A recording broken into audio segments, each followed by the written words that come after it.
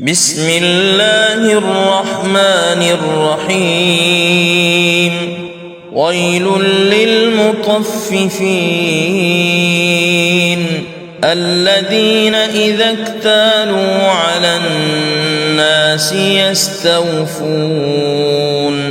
وإذا كالوهم أو وزنوهم يخسرون ألا يظن أولئك أنهم مبعوثون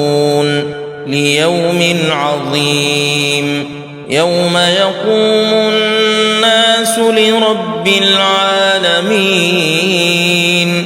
كلا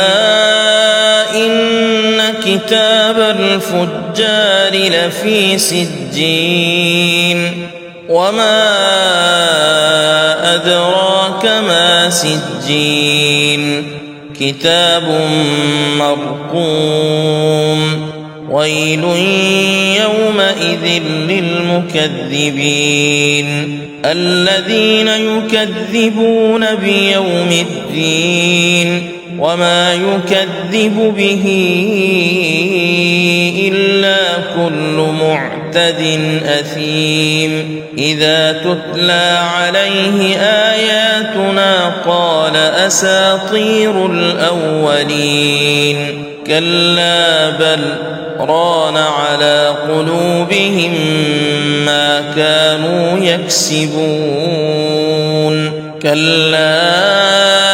إنهم عن ربهم يومئذ لمحجوبون ثم إنهم لصالو الجحيم ثم يقال هذا الذي كنتم به تكذبون كلا إن كتاب الأبرار لفي عليين وما أدراك ما عليون كتاب مرقوم يشهده المقربون إن الأبرار لفي نعيم على الأرائك ينظرون تعرف في وجوههم نضرة النعيم يسقون من رحيق